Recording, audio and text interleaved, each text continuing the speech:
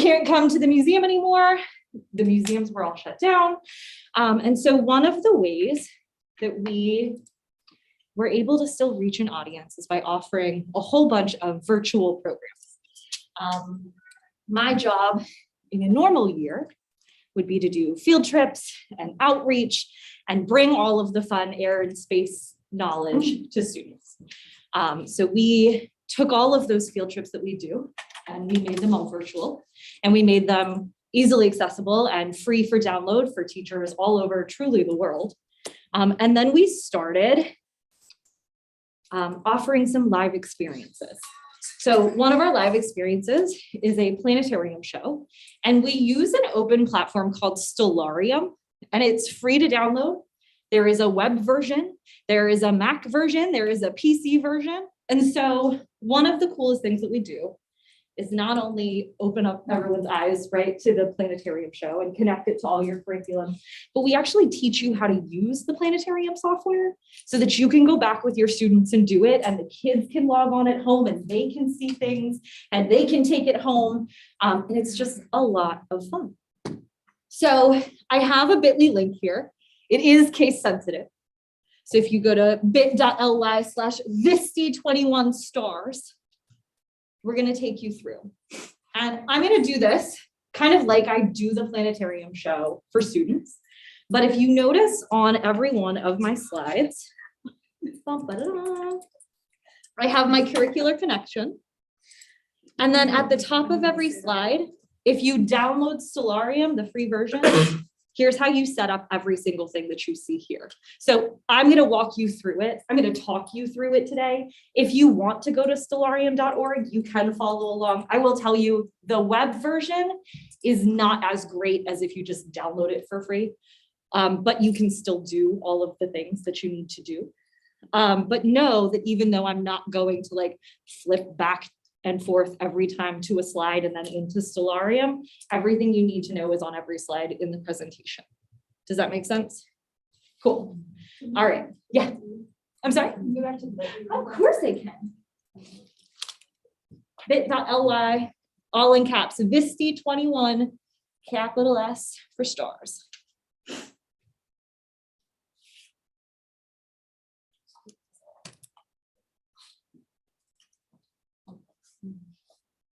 So as you're getting there, so this is one of our virtual offerings. Like I said, everything that we do at the museum is absolutely free. So this is actually something that if you wanted to sign up your students or your class, or you have a team, or you have anything like that, you can register for the show and do a Zoom, a Google Meet, a Skype, a Teams, or whatever your district is using. And we can come into your classroom and do this show with you, show you how to use this, and then unleash your class on it later. So know that I'm going to give you a little bit of a preview today, but you don't have to be a pro if you don't want to be. We can come and do this with you guys as well. We also offer this as professional development. So we can also do it for you, for your team, for your school, for whatever else you want. So today is hopefully just a little taste, a little teaser. And like I said, everything in here in the little setup box will teach you how to run it on your own. So you could duplicate the show. So we're going to go through all of the different curricular connections. When we started this, our target area was 3rd through 8th grade. That was kind of like our bread and butter of who we were hoping to meet. We have catered shows all the way to pre-K, which is my favorite. I love the babies, and done it all the way up to adult learners. And actually throughout the pandemic, did it for some folks in nursing homes too, which was really, really cool. So know that whatever you teach, we will cater to you, to what your standards are. If there's something that you're talking about, we're happy to make sure that our show hits those highlights. So I'm going to go into Stellarium. And so what's really cool about Stellarium is you can set it up to be anywhere you want. So you can look at the sky from anywhere. So right now I have it set to Roanoke. You can set the date and time, and you can pop it to whatever date and time you want. So we tell the kids it's really fun, right? You get to time travel through time and space, see all of the cool things. And then they get really excited and they're like, can we see the dinosaurs? I can take you to that time, but it's not going to show you the dinosaurs, but the stars are really cool too. So we start off our show just kind of asking the students, what do you see when you look up at the sky? Right? And they look up at the screen and they're like, the sun. You're like, yeah, great job. And the moon, right? And then they start getting, well, clouds. And they start getting into management. Well, I see airplanes. Well, I see satellites. Well, I've seen a planet, right? So just starting with that engagement. And then we do our first kind of time travel. And if you guys were in my kindergarten, I'd be like, okay, buckle up, because we're going to time travel, make sure you're safe, right? But we start over here with our controls that speed up time.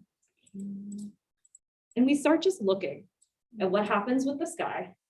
What did we start to fast forward? I can't see what you clicked on. So down here at the bottom, Put your full screen at the top. let me get it. Hold on. Let me pause my sky. Whew. Oh, you're good. Is that better? Bring the window up, the entire window. Yeah. Like the zoom. I'm trying. The window I above. think it's Oh, I think it's her. Yeah. I was gonna say, I was like, mine's full screen. That's why. Is that it? It's fine. It's right there? I mean, I'm good. I just need, Can't it's see fine. it. Okay. If you just showed me, I see. it. Yeah, so what I did is down here at the bottom, there's a little play button, there's a fast forward and a reverse. So what I've done is I've just fast forwarded time and we're starting to watch the sunset and the moon rise, right? And we see the stars start to shine, we see the sky get really dark. And so I start asking for observations. What do you see, right? What do you notice? And when you see this, what did you see? What did you notice? Don't be shy, you can tell me. I'm asking for real. Moons and stars. I'm like, got dark. It got dark. They're twinkling. They're twinkling, what? They're moving. And everybody always says that, they're moving. And so then you say, okay, what's moving? And so we start talking about what is it the sun that's moving? Is it the earth that's moving? We just watched the sun go across the sky. What's really moving? And it starts getting the students to think about, oh, well, hold on a second. So we reverse time and we go back to daytime. And we talk about the Earth's revolution and rotation. And we talk about how the sun, right, is the center of our universe and the Earth goes around.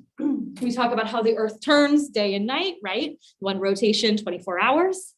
And that's what gives us that look. And then we start talking about, right, it's my favorite thing ever is to say, all right, well, we know the sun is the center, right? And our Earth goes around it. And then the Earth also rotates as it goes around it. And it's kind of like patting your head and rubbing your belly at the same time. Like it's hard to do, right? And I make all the kids do it. And then I ask them, did you know, as the Earth is rotating around and revolving, did you know that it's also tilted? And some of the kids say yes. And some of the kids say no. Then you say, do you know what that tilt does for the Earth? Does anybody know? Seasons. The seasons, which you say that, right? And like, we have to teach it. And the kids have no idea, right? They can then tell you, like a lot of times they can tell you, but if you don't actually see it, it's really hard to understand. Like that's not an easy concept to grasp. So what we can do is I'm going to go over here to my side tab. I'm going to go to the sky and viewing options. And I'm going to turn on under markings, my meridian. So you guys, you know, the equator, right? Cuts the Earth from east to west. Our meridian cuts it from north to south. Now, when our sun is on the meridian line, that is the highest it gets all day long. Now, right now, I have my time, my month is the 7th, right? So we're in July. We are on the 18th of July at about almost 1:30 in the afternoon. So that sun looks really high in the sky, doesn't it? And we say, all right, what season is July? And all the kids say, well, it's summer. And so we talk about it being the Earth being our head. We say we live here in the northern hemisphere. It's kind of like living on your forehead, right? And when you're here in the summer, what's happening is that tilt of the Earth as the Earth goes around, that tilt is tilted toward the sun. So we're getting a lot of light. That sun, check this out, takes a really, really, really long time to rise and set. Our days are really long. Look, starting at 5:30 in the morning.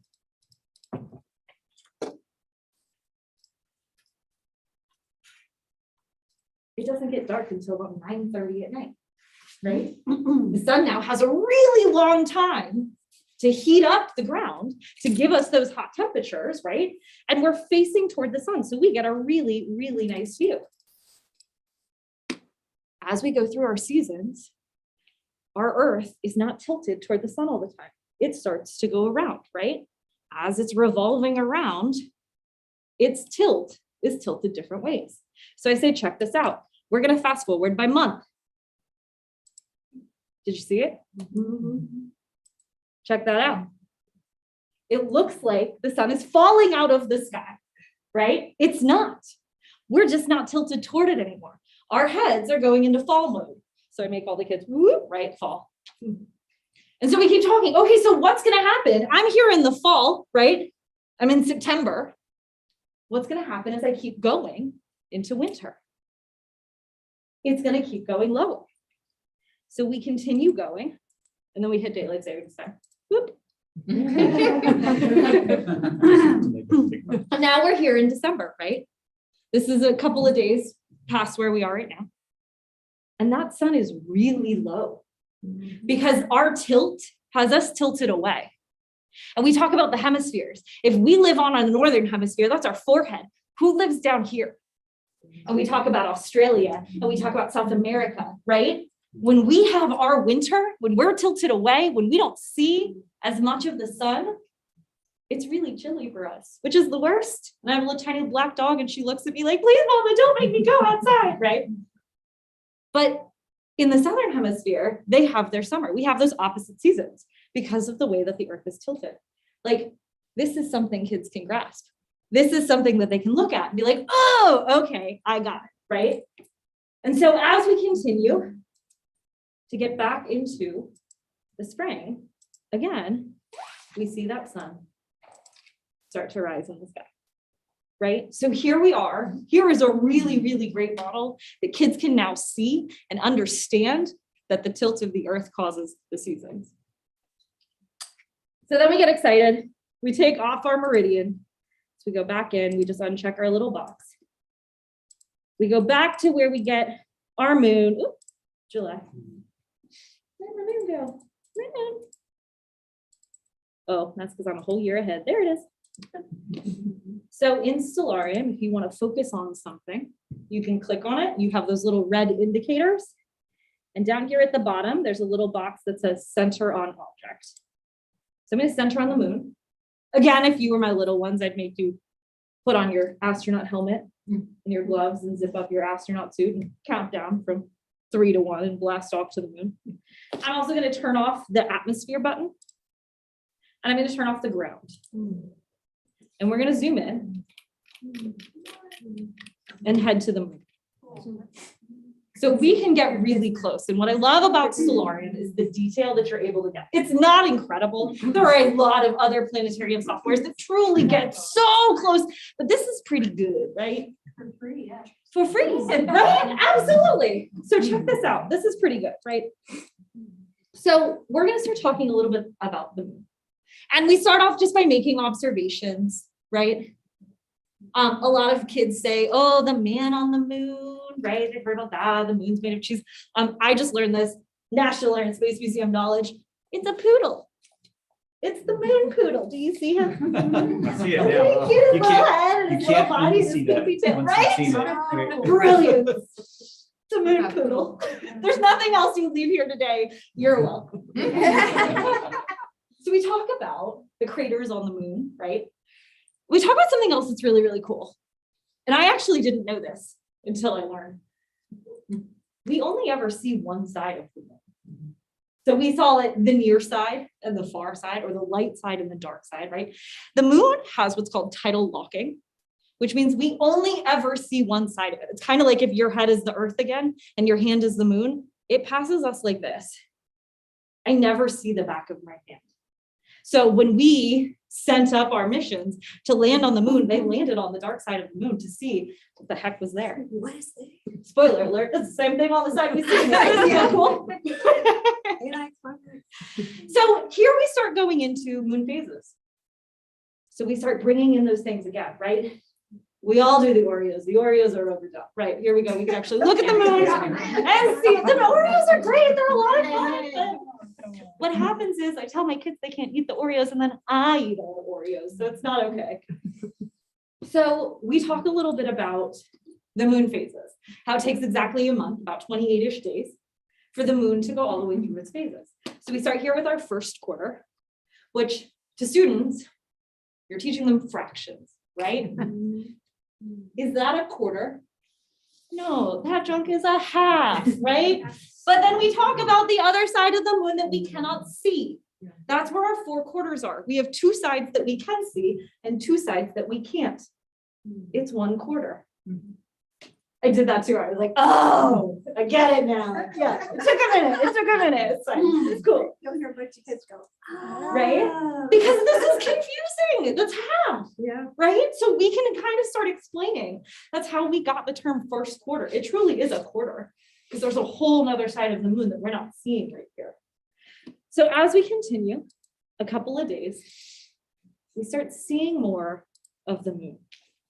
We get into this phase called a gibbous.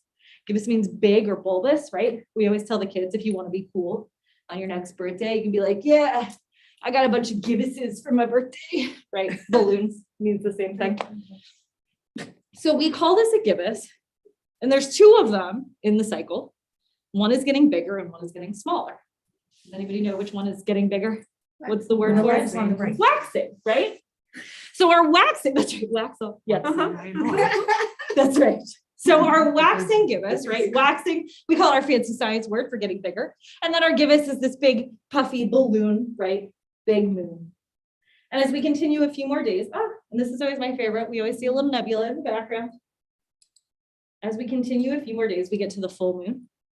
I'm not going to make you do it, but I always make my classes howl. It's phenomenal. The teachers love that part. It's definitely it.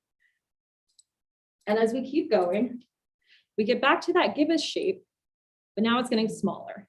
So we call that waning, or we make it wane. Thank you. And we can keep on going until we get to that 3rd quarter. And then we can start getting into our crescents. So again, we're getting smaller. So this is waning. We have our waning crescent. We always talk about what does it look like? A banana, a smile, a fingernail, right? And then we get to our new moon. And I always like to zoom out and I'm like, I broke it. My kids all freak out. We talk about what is this? Why can't I see the moon? Right? And the kids, I don't know, well, and then we can zoom out a little bit. And what do we see over here? The sun. So we start talking about how the moon is a rock, right? It does not make its own light. When we're seeing these phases, it's because of the sun. So in the new moon phase, the moon is actually on the side, the sun is on the side of the moon and shining on it that we can't see. We're in the shadow. And therefore, it doesn't look like we have a moon in the sky. And as we continue, we get to our waxing crescent. And about 28 days, about a month later, we're back here at our first quarter, which is super fun. So then sadly, we say goodbye to the moon. We turn our atmosphere and ground back on, and we go back to the sky. And we're going to face the north now. And we're going to talk a little bit about constellations. And this is actually my favorite part of the show. So I'm going to make it dark. And I'm going to turn us, and I'm going to ask you, what constellations do you know? Orion, Cassiopeia, the Big Dipper. Canis Major and Canis Minor. Yes. Cancer. Cancer. I heard someone else say one. All of the. All the zodiac. Yeah, all the zodiac, right? Andromeda. Andromeda, absolutely. So here's my favorite thing about the constellations. There is so much rich history and culture that you can teach in the constellations. So there are 88 constellations that are universally agreed on. Siri likes the constellations too. There are 88 constellations that are agreed on by scientists around the world. And then there are also things called asterisms. So what I've just done is I have clicked on my little line right here that's called asterism lines. And I've highlighted some stars, right? And this is one that you named. Here we see the Big and Little Dipper. And we talk a little bit about them, right?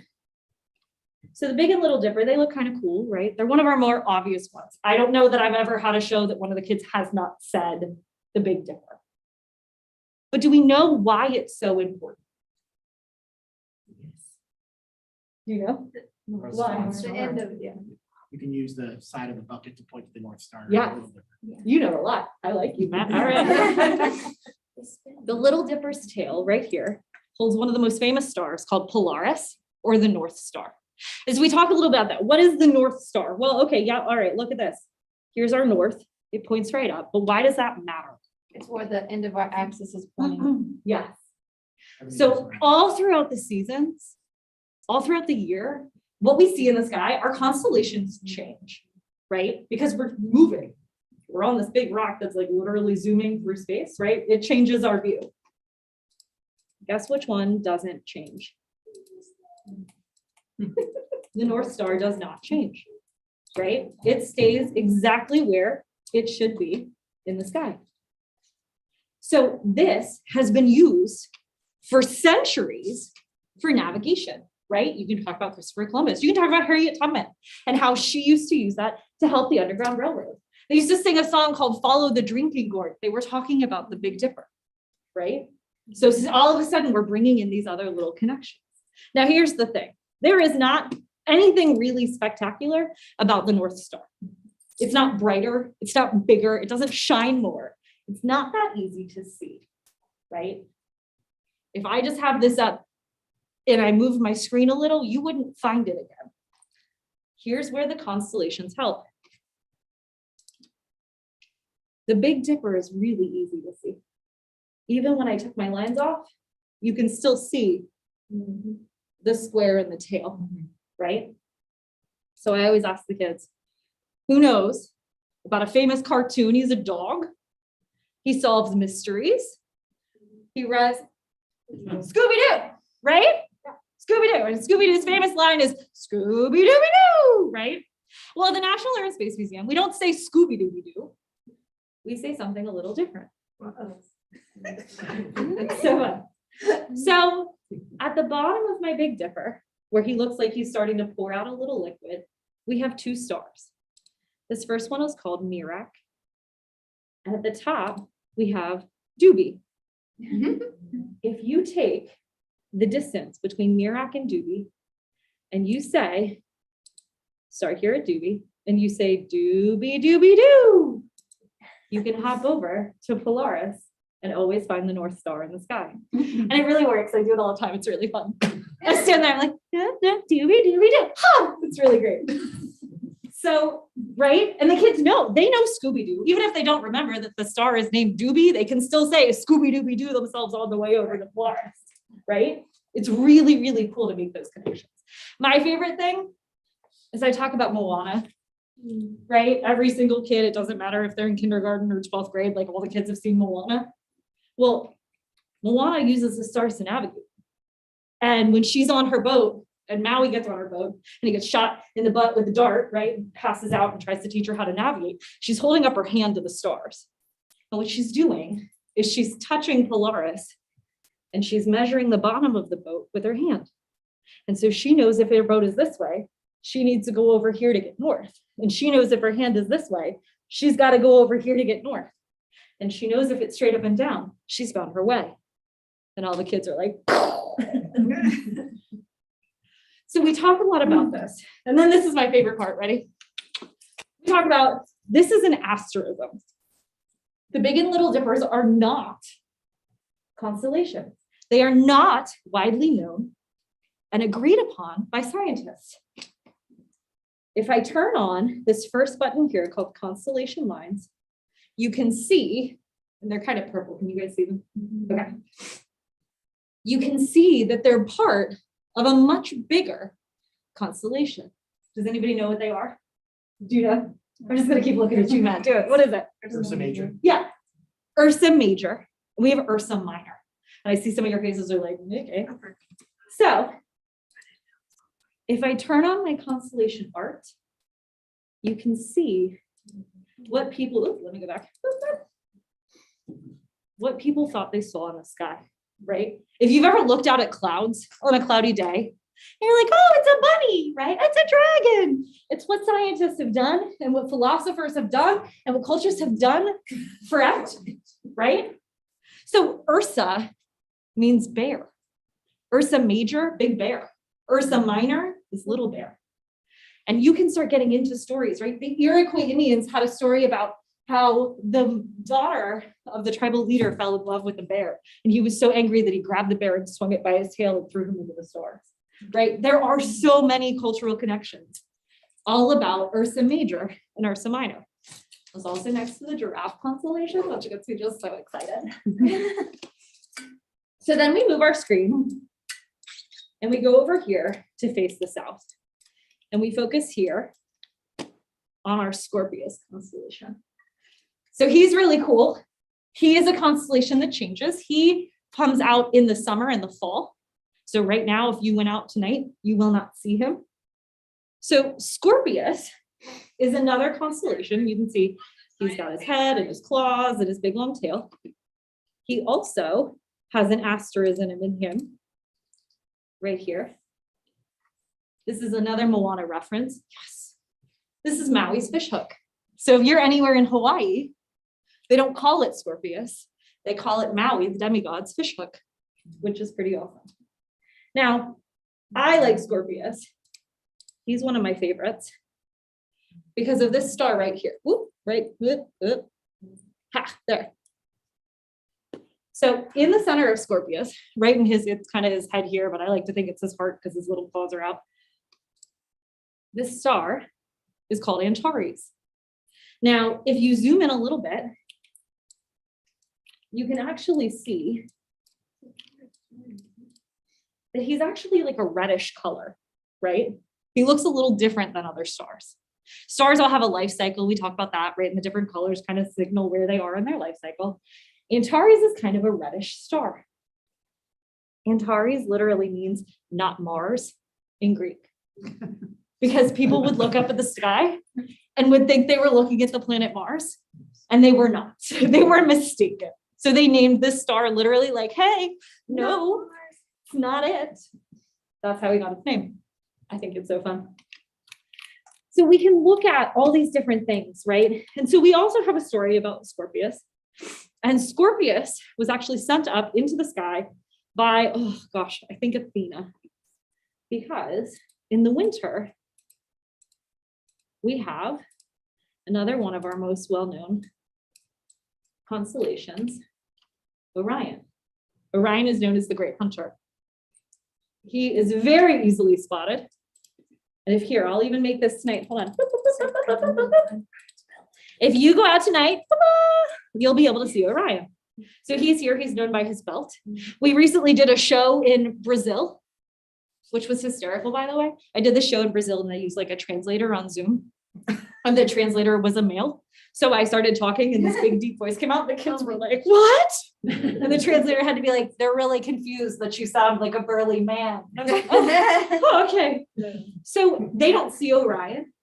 They talk about these three in his belt. They call him the Three Marias. So it's kind of cool, right? How you see those different cultures and those different places identify different things of the same thing that we're seeing in the sky. So Orion is the Great Hunter, and he was sent up into the sky. And he was sent to prove that he was a great hunter by killing all living things. That's his myth, right? And Scorpius was the only thing that could sneak up enough to get him.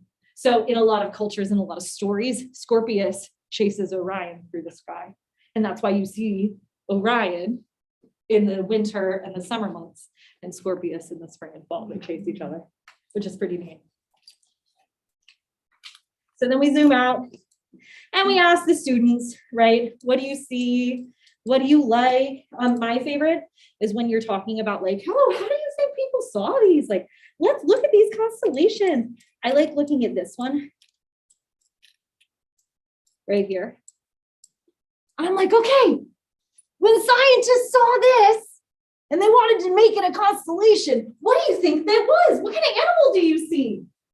Because they're like, oh, worm, a stick, It's a snake, it's a stick bug. And then you go, no, it's a dog. And they're like, what? To be fair, we are also like, what? Yeah.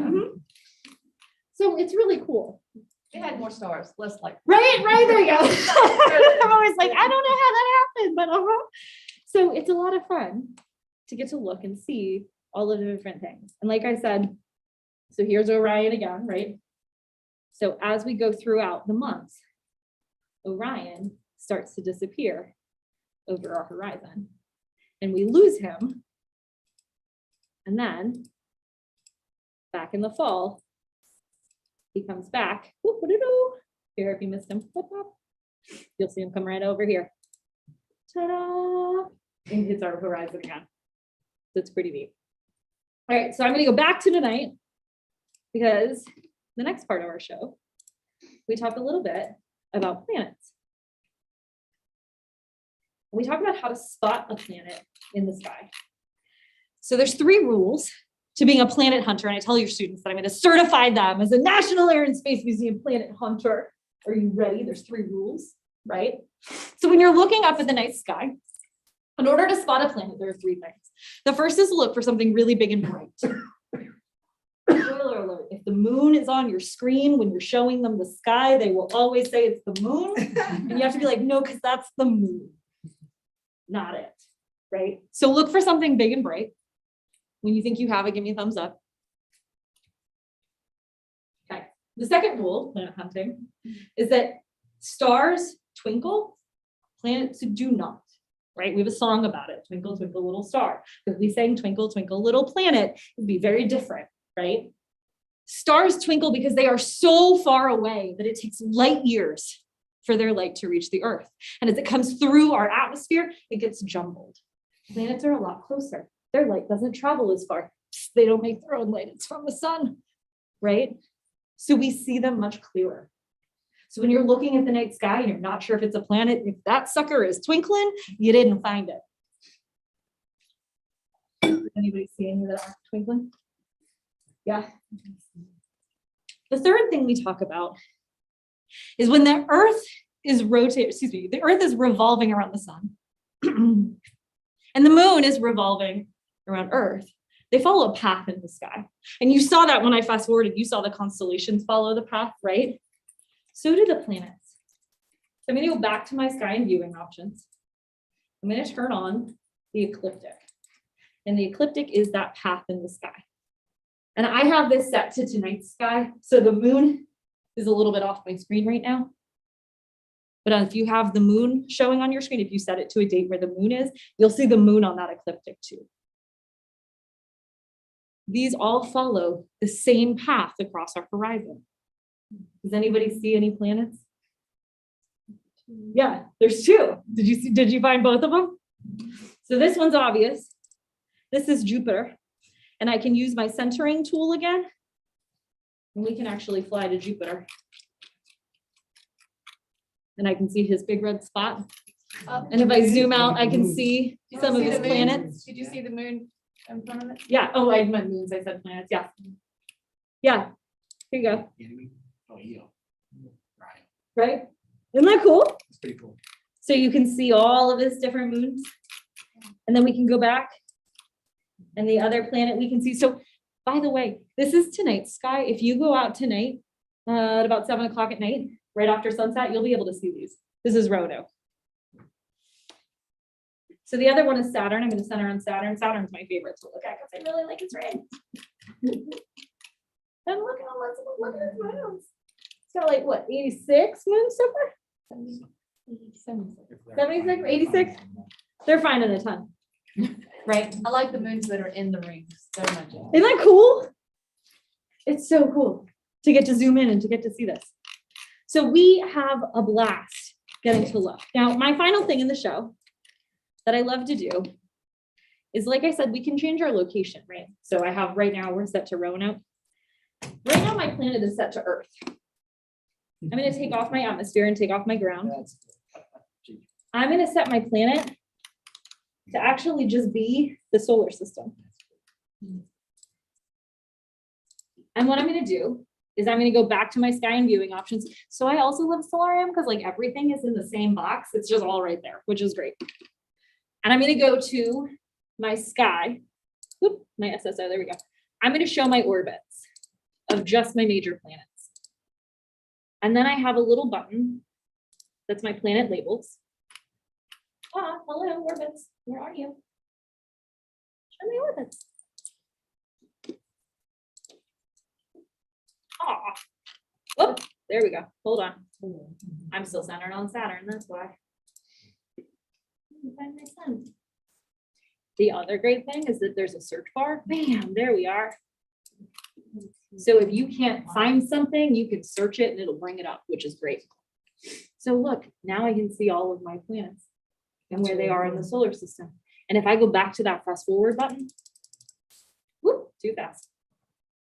I can speed it up and I can start showing their rotations. And I can show how the closer planets rotate so much faster than the outer planets. Neat, right? Isn't that cool? Isn't that neat? It's so fun. Super cool. That's super cool. So the kids love it. It's like Google Earth. Right? Yes, it's like Yeah. Google Earth, but for space. Absolutely.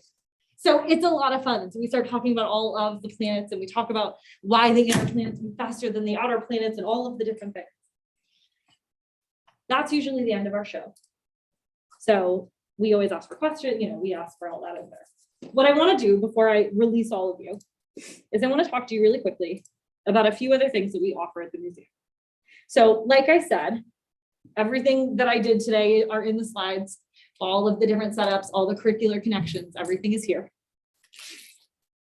But like I said, when we started and we had to go virtual, we didn't just create a planetarium show. We created a plethora of resources. And so I want you to know that every single thing that we have is here and available to you. So for our live experiences, we have multiple things that we will come and Zoom, Skype, Teams, whatever, Google Meet into your class. So we have our story time. This is geared K2. We do pre-K to 2, right? And so we talk a lot about, we read the kids a story, right? We talk about space, or we talk about a famous American, or we talk about whoever that has to do with air and space. And then we do a craft with the class. We have our youth docent tours. So we actually have our docents who are there on site. Our version is to the moon right now, talking about some of the cool artifacts and how we got to the moon. Why did we go to the moon in the space race? We have our science demonstrations, which are a blast. And we get to demonstrate what happens to your body when you go in space. We like blow stuff up. It's really fun. There's another one, the power of flight.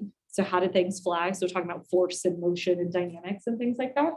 And then we have our virtual scavenger hunts. So we have all of our anytime expeditions. So what we did, usually in a normal year, when you would come to the museum, I have 9 different STEAM labs that I could do with your students. We took all of those STEAM labs and we put them up on our website virtually so that you, the teacher, can use it to engage your students.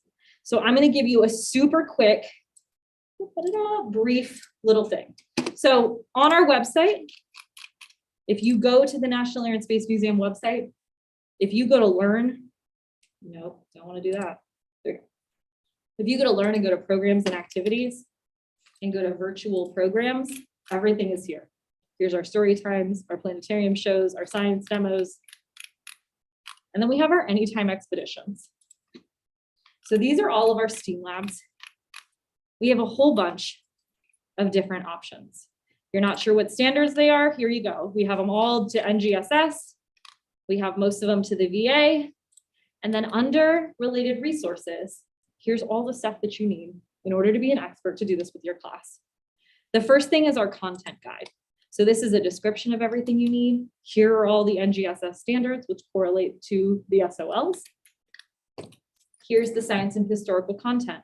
If you go into that, you get the slide deck. This one's living and working in space. It's a ton of fun. It's super dynamic. And guess what? You don't have to know anything about living and working in space because I wrote it all down for you. You have a script. So you're going to sound like you know a whole lot of stuff. It's going to be great. And you know what? If you don't, or if your county is one of those counties that like got rid of snow days and now you have to teach your kids, even though it should be a snow day, they're all audio So your kids can do this on their own. You don't have to lead them through it. You can send them this presentation and they can listen to it and do it on their own. They also come with a student guide. So now you can also take a grade on it, and there's something for them to do on every slide. And sometimes it's a critical thinking question, and sometimes it's an opinion question, and sometimes it's another link that they have to check out, and sometimes it's a video. Some of them are Google Drawings, but it's a way to engage your kids every step of the way. Every single one comes with a hands-on experience. So a STEM challenge or a coding challenge. So this one is to build your own spacesuit. So they watch a video about Project Artemis. We talk about the different spacesuits and what they're made of. And then we have an entire design brief. So what are your questions? What are your answers? Start designing. And what we've done is we've made them criteria-based rather than material-based. Because you have kids that mom and dad snap their fingers and the Amazon box is there later that afternoon. And then you have kids digging through the trash and maybe found a popsicle stick left over from when they ate it that morning, right? So regardless of what they have, they're able to do these challenges at home. This one also has a fun one. It's how to train like an astronaut. So when your kids are driving you nuts, you can be like, astronaut training, get up, let's go. We're doing push-ups because it's astronaut training. We also have what's called our virtual experience here with our Anytime Expedition. And what this is it takes you through multiple artifacts that are actually at the museum that have to do with this content. And my favorite thing is that in every single one, as you dig down, and I do know if you're a younger teacher, I do know that these are very wordy, so I do apologize, but lots of cool pictures. But my favorite thing is on every single one, there's a link to find it for yourself. And this links you to our Google Street View inside of our museum. So even if you cannot come to our museum, you can go in and you can walk around and you can find the artifacts in the museum. And each one links you to like the actual floor and exhibit you're supposed to be in. So it's not that hard. I've had teachers that have the students just free for all go explore the museum. What else can you find that has to do with what we talked about today? You can get close enough to actually read the placards, which is really neat. I've also had teachers just lead their class through it, right? So even though you're not at the museum, here are the artifacts. Here's how it really works. And now you can find them. And then our last piece, depending on which version, which topic you choose, is either called our goose chase, which is our scavenger hunt activity, or is a digital breakout. So something fun for your whole class to engage in to test their knowledge. So those are our Anytime Expeditions. Like I said, those are all available, ready to go, download on our website. I will caveat, we're redoing our website. So I'm trying to keep up as fast as I possibly can to make sure that all the links are still correct. If you find one that's not, know that I will fix it, but everything is there. We are also working really, really hard to get our Spanish language resources. So we have a ton of those. Yeah. You guys can expand to Pashto as well, with all the people from Afghanistan I've come over recently. Are we going to expand to what? Pashto. Oh. Afghanistan, because we had all those people, like Yeah. Virginia in particular, got way more than any other state. And Yeah. so like over half my classes are Pashto speakers now. That's so interesting. Yeah, I teach, they stick me with like all the L's, and now I don't even really have any Spanish speakers. They're all Pashto and the different dialects of Pashto. That's so interesting. We were probably Hampton Roads and our district's the same way. Is Yeah. it? It's doing a lot right It's, Wow, and okay. they're staying, and we're gonna keep coming. Yeah. Well, we don't right now, but that's definitely something that I can bring back and Yeah. try and get us to work on. That would That'd be really awesome. helpful. Yeah, absolutely. I love that. I love that. Yeah. Thank you. So just letting you know, this is all the things. We also, like I said, we do professional development. So these are our professional developments that we can come to your school. We can do it virtually for you. We have our Stellarium, the one that you guys just saw a little bit more in depth of walking you through. We also do object-based learning, which is one of my favorites. And so it's how do you take a close look at something and start asking those critical thinking questions, either on an object that they've never seen before, or maybe on something they have. We start off with like a Coke can. And all the kids have seen a Coke can before, right? But once we start asking those kind of deeper questions, they start thinking about why was it designed that way? What is it? It's a really cool way to intro into a new topic by bringing an object in and having them try and, well, what is this used for? And why would I have it? What does this piece do, right? And so you get them involved and invested in a topic before they even know what it is. We have our difficult conversations training. So talking about issues of race and gender, especially in the current times. How do you talk to your students like that? How do you bring that up? How do you have a conversation that makes everyone feel safe and comfortable? We have our virtual offerings, Speedy. That's what I'm doing like in a mini session right now, just telling you all of the cool things that we do and can do and showing you all of the stuff. And then we also have our teacher tips, little YouTube playlist. All of this stuff is linked. So know that anything with an underline, you can actually click on in the slides and it will take you to it. So yeah, that's the big stuff. Our Teacher Innovator Institute is a 2-week free program that we have over the summer. The applications are open right now. We actually bring you to DC for 2 weeks and immerse you in all things air and space. It's really cool. It's really fun. So if you are interested, please apply. We have our virtual workshop series coming up. And like I said, please do. It's so fun. It's really, really cool. Yeah, we also have a teacher newsletter that I personally send out in the first of every month. So if you're interested. But truly, thank you for coming. I hope you guys enjoyed. I hope you learned at least about Scooby-Doo today. Nicole, I have a question from the chat. Yeah. They wanted to know if you were using the app or the version, because hers looked different. Yeah, so the web version does look different than the downloaded version. So if you actually go to stellarium.org, up at the top here, there's the Stellarium web version, which you can do. It is a little bit lighter than the download. So I just used the 32-bit Windows. They also have the Mac. So in the web version, like I said, it's not as hardy and the same controls are there. They're a little bit more hidden. So if I want to change the date and time, I actually have to click on the date and time. If I want to change the location, I actually have to click on the location. And then my controls are a little bit lighter. So I don't have as much as I have. I can turn on my constellations and the art. I don't have just the asterisms on this. I can turn off my atmosphere and my landscape. I can still search. And I can still get to the moon, right? And if I want to see it in the different phases. So I can still do a lot of what's in the show. It's just not as easy as when I actually have the downloaded version. So if you want to use it with your students, they absolutely can. It's just not, you don't have as many options, if that makes sense. Cool. All right. Well, thank you for coming. Yeah. The camera. Well, what?